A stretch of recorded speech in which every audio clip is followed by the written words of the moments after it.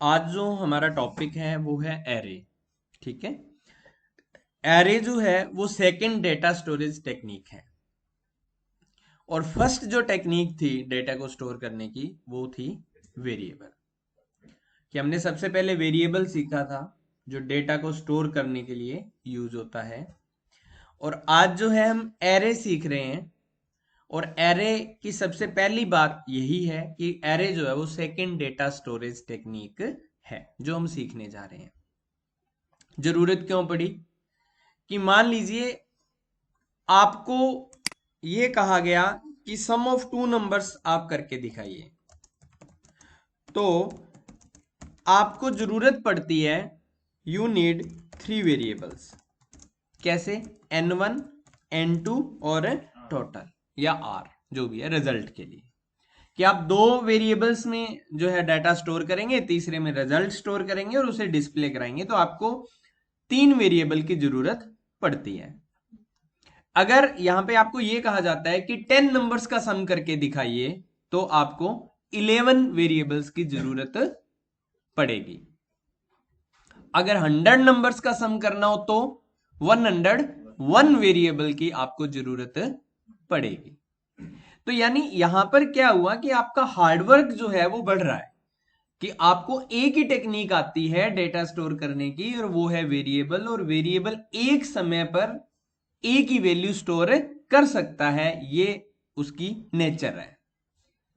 तो आपको यहां पर ये फील हुआ कि अगर 100 नंबर्स का सम करना है तो मुझे 100 वेरिएबल्स न बनाना पड़े। कोई ऐसी टेक्निक या कोई ऐसा तरीका हो एक प्रोग्रामिंग लैंग्वेज सी में कि हमें जो है एक ही वेरिएबल में 100 वैल्यू को स्टोर कर पाए। ऐसा कुछ हम सीख लें तो हमारे लिए ये जो हार्ड वर्क है स्मार्ट वर्क में बदल जाएगा, यानी हमारे लिए इजी हो जाएगा, है ना। तो इसी का आंसर है कि हमें क्या सीखना पड़ेगा? एरे सीखना पड़ेगा। तो array second data storage technique है और एरे एक सबस्क्रिप्टेड वेरिएबल है। ठीक है। यानी आप एक ऐसा वेरिएबल बना सकते हो जिसमें कुछ इंडेक्सिंग हो जाएगी और आप उन इंडेक्सेस पर जो है कुछ वैल्यूज स्टोर कर पाओगे। पर आपको वेरिएबल एक ही बनाना पड़ेगा। 100 जो है n1 n2 n3, इस तरह से आपका वेरिएबल बनाने वाला जो है वो चक्कर छूट जाएगा। ठीक है। तो थोड़े एफर्ट तो करने पड़ेंगे इसे सीखने के लिए, बट काम आगे आसान होने वाला है। तो जैसे वेरिएबल के इंप्लीमेंटेशन रूल हैं, वैसे ही एरे के भी इंप्लीमेंटेशन रूल है कि एरे को डिक्लेयर करो, फिर एरे के अंदर एलिमेंट्स को स्टोर करो और फिर एरे के एलिमेंट्स को यूज करो अपने बिजनेस लॉजिक के हिसाब से, अपने काम के हिसाब से। तो सबसे पहले जैसे वेरिएबल का रूल था कि डिक्लेयर द वेरिएबल, वैसे ही है डिक्लेयर द एरे, कि आपने एरे को डिक्लेयर करना है। सिंटेक्स इसका है कि डेटा टाइप देंगे, एरे का नाम देंगे, और ये ब्रैकेट का सिंबल आएगा, ये एरे के सिंबल है। ठीक है। ये एक नया सिंटेक्स है कि जब आप यहां पर एरे का नाम देंगे तो उसके ब्रैकेट के अंदर जो है ये क्या देंगे? साइज देंगे कि आपने कितने वेरिएबल्स को स्टोर करना है। फिर यहां पर नेक्स्ट आ जाता है कि एग्जाम्पल कि इंट हमारा डेटा टाइप है, ए एरे का नाम है, और 5 जो है उसका क्या है? साइज है, कि हम 5 एलिमेंट्स जो है वो स्टोर करना चाहते हैं। तो ए हैज 5 एलिमेंट, तो मेमोरी के अंदर जो आपका ये ए है, जो एरे है, ये क्या करेगा? 5 डिब्बे बनाएगा, यानी 5 ब्लॉक्स रिजर्व करेगा। ये पहला ब्लॉक है, ये दूसरा ब्लॉक है, ये तीसरा ब्लॉक है, ये चौथा, और ये पांचवा। तो जो एरे का जो फर्स्ट एलिमेंट होता है उसका जो इंडेक्स होता है वो 0th होता है। यानी एरे का जो फर्स्ट एलिमेंट होगा वो 0th पोजीशन पर स्टोर होगा, आप ये कह सकते हो। यानी एरे की इंडेक्सिंग 1 2 3 4 ऐसे नहीं शुरू होती, 0 से शुरू होती है। तो आप यहां पर यह भी कह सकते हैं कि एरे का जो फर्स्ट एलिमेंट होगा वो 0th पोजीशन पर होगा, और एरे का जो लास्ट एलिमेंट होगा वो साइज -1 पोजीशन पर होगा। कि एरे का साइज जो है 5 है, तो लास्ट एलिमेंट 4th पोजीशन पर मिलेगा, और जो फर्स्ट एलिमेंट है वो किस पोजीशन पर मिलेगा? 0th पोजीशन पर मिलेगा। और ये जो इंडेक्स है वो एरे के साथ डील करने के लिए, यानी एरे के एलिमेंट्स को एक्सेस करने के लिए, एक्सेस का मतलब होता है रीड राइट या उसमें कुछ चेंज करना। एक्सेस एक ऐसा शब्द है जो तीन चीजों को बताता है, रीड करना, राइट करना या उसमें कुछ चेंज करना, तो इसे एक्सेस कहते हैं। तो इंडेक्स जो है एरे के एलिमेंट्स को एक्सेस करने के लिए जो है हम यूज करते हैं। तो यहां पर अगर एरे का एलिमेंट जो है, अब दूसरा आ जाता है कि असाइनमेंट। असाइनमेंट का मतलब क्या है कि put value into array elements, कि आप जो है एरे के एलिमेंट्स में क्या करना है, आपने वैल्यू पुट करना है, इसे असाइनमेंट कहा जाता है। सेम वेरिएबल में भी यही था कि आपने वैल्यू असाइन करनी है। सिंटैक्स असाइनमेंट का ये है, एरे का आप नाम देंगे, फिर इंडेक्स यानी पोजीशन बताएंगे कि किस पोजीशन पे एलिमेंट डालना है, और इक्वल टू आप क्या कर देंगे, वैल्यू, यानी असाइनमेंट ऑपरेटर यूज करके आप इसमें वैल्यू स्टोर करवा देंगे। तो एग्जांपल है कि हमने एरे के यहां पर 0th पोजीशन पे 10 वैल्यू स्टोर की, एरे के फर्स्ट पोजीशन पे 4, एरे के सेकंड पोजीशन पे 7, थर्ड पोजीशन पर 9 और फोर्थ पोजीशन पर 2 स्टोर किया। तो अब मेमोरी में क्या सीन बना, ए है और इंडेक्स है, 10th 0th पोजीशन पर है, 4 फर्स्ट पोजीशन पर है, 7 सेकंड पोजीशन पर है और 9 थर्ड पोजीशन पे है और 2 जो है वो फोर्थ पोजीशन पर है। अब आ जाता है यूजिंग, कि एरे के एलिमेंट्स को यूज करना, यानी उनकी वैल्यूज को सपोज प्रिंट करना। तो हमने यहाँ पे लिखा printf डबल कोट्स में न्यू लाइन की परसेंटेज डी और A of 0, A of 1, A of 2, A of 3 और ए ऑफ 4। अब यहां से हमें यह पता लगा कि सर अगर एरे के एलिमेंट 100 होते फिर तो हमें 100 टाइम ऐसे असाइन करना पड़ता और फिर ऐसे ही 100 टाइम प्रिंट करना पड़ता। तो ये भी तो स्मार्ट वर्क में बदला जा सकता है, और इसके लिए हमें पता है कि एक तरह की स्टेटमेंट बार बार आ रही हो तो हम इसका जो है, जो तोड़ है ना, इसका जो ओवरकम है इस प्रॉब्लम का, बार बार करने वाला वो लूप जो है इसको इजीली टैकल कर सकता है। तो अब यही एलिमेंट्स हम लूप वाली टेक्निक को यूज करके स्टोर करेंगे तो हमारा प्रोग्राम छोटा सा हो जाएगा और एक स्टैंडर्ड बन जाएगा। तो उसी स्टैंडर्ड प्रोग्राम को जो है हम करेंगे। तो फर्स्ट ऑफ ऑल तो यही है एरे, यानी इसी का सेम एग्जांपल है कि ए ऑफ 5 हमने किया, ये असाइनमेंट किया और ये 1 बाय 1 एरे के एलिमेंट्स को क्या करा दिया, हमने प्रिंट करा दिया। तो अब हम इसको रन करते हैं एक बार और आउटपुट देखते हैं।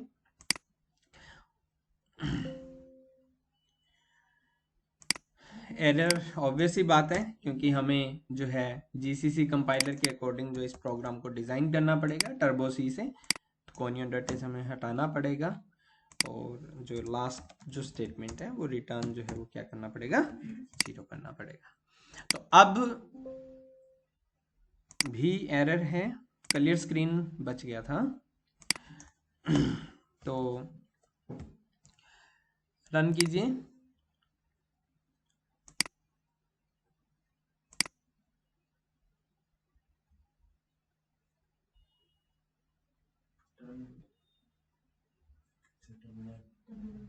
टर्मिनल। तो ये हमारे वैल्यू जो है वो क्या होगी, डिस्प्ले होगी। तो अब हम बात करते हैं एरे का नेक्स्ट जो प्रोग्राम है, एरे 2.c सेम है, बट अब की बार हमने जो डेटा है वो लूप से। तो एरे के 5 एलिमेंट्स हैं, हमने एक वेरिएबल बनाया आई, इसको साथ साथ ही चेंज करते चलते हैं। डिलीट कीजिए, क्लियर स्क्रीन को हटा दीजिए, वॉइड को इंट कर दीजिए। तो ए ऑफ 5 यानी ये हमारे 5 एलिमेंट्स को स्टोर करने के लिए हमने यूज किया यहां पर i equal to 0, i less than 5 और i प्लस प्लस। तो ये जो i है ये हमारे कहां तक चला, 0 से लेके लेस देन 5 यानी 4 तक चलेगा। ये गलती कभी नहीं करनी है, जो हम बेसिकली करेंगे कि लेस देन के साथ इक्वल टू जरूर लगाएंगे, ये आपको मैं पहले बता रहा हूं, तो ये गलती नहीं करेंगे आप, लेस देन रखेंगे। अगर लेस देन इक्वल टू लगाना है तो फिर 5 की जगह 4 लिखना है, दोनों में से एक बात तो ध्यान रखनी है। क्लियर विशाल? हाँ, तो अब क्या हुआ, i equal to 0, i less than 5 है और i प्लस प्लस है। हमने यहां पर लिखा प्रिंट एफ एंटर एलिमेंट। ठीक है, अगर आप ये चाहते हो कि कौन सा एलिमेंट, तो आप यहाँ पे परसेंटेज डी और कॉमा i प्लस 1 कर दो। i प्लस 1 क्यों किया,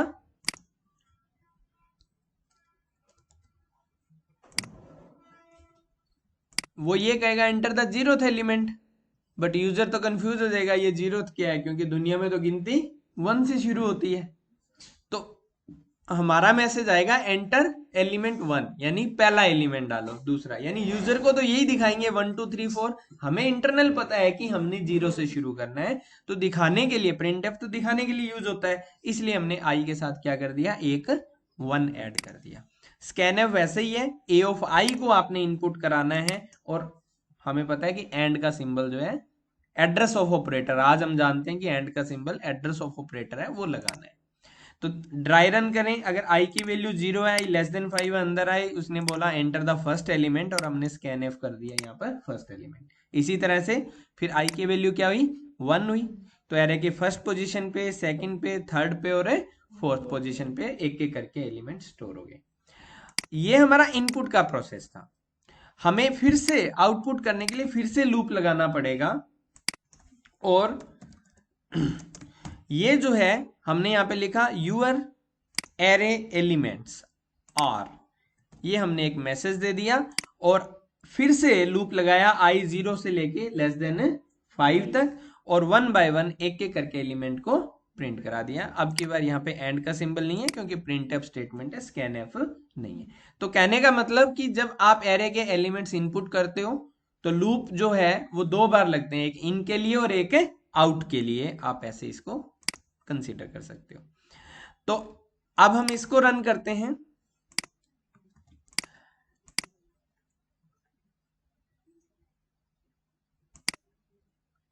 तो टर्मिनल पर हमने वैल्यू डाली 10 20 30 4 और 7, तो ये देखो आ रहा है ना, enter element 1, enter element 2, enter element 3, और हमने ये वैल्यूज डाली और एंटर किया, तो आउटपुट आया यूर एरे एलिमेंट्स आर 10 20 30 4 और 7, ये हमारी आउटपुट आई।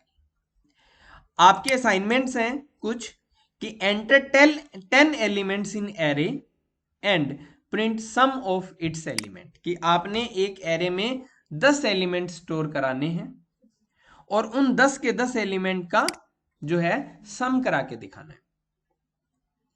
यहीं से शुरुआत की थी ना एरे की, कि अगर नंबर ऑफ एलिमेंट्स ज्यादा हो तो उनका टोटल कैसे करें। तो हमारे पास ए ऑफ आई में कुछ वैल्यूज हैं, उनको जोड़ना है और उनको डिस्प्ले कराना है, आप अपने एफर्ट्स लगाएंगे। दूसरा है कि enter 10 elements in array and print it in reverse order, यानी एरे को उल्टा प्रिंट कराना है। तीसरा क्वेश्चन है एरे में से बिगेस्ट एलिमेंट प्रिंट कराना है, और फोर्थ क्वेश्चन है कि एक एलिमेंट इनपुट करवाना है और सर्च करना है कि वो उस एरे में है या नहीं है। तो ये आपकी 4 असाइनमेंट है जो आप मुझे कल सबमिट कराओगे। ठीक है, ये मैं सारों की चेक करूंगा, सभी की कॉपी पे होनी चाहिए, तो कोई जो है वैसे हेल्प नहीं लेगा गूगल की, चैट जीपीटी की, अपनी तरफ से खुद आपने ट्राई करनी है, पहले इनको समझना है, फिर 1 बाय 1 इन असाइनमेंट्स को करना है। तो ये आपका सिंगल डायमेंशन एरे जो है वो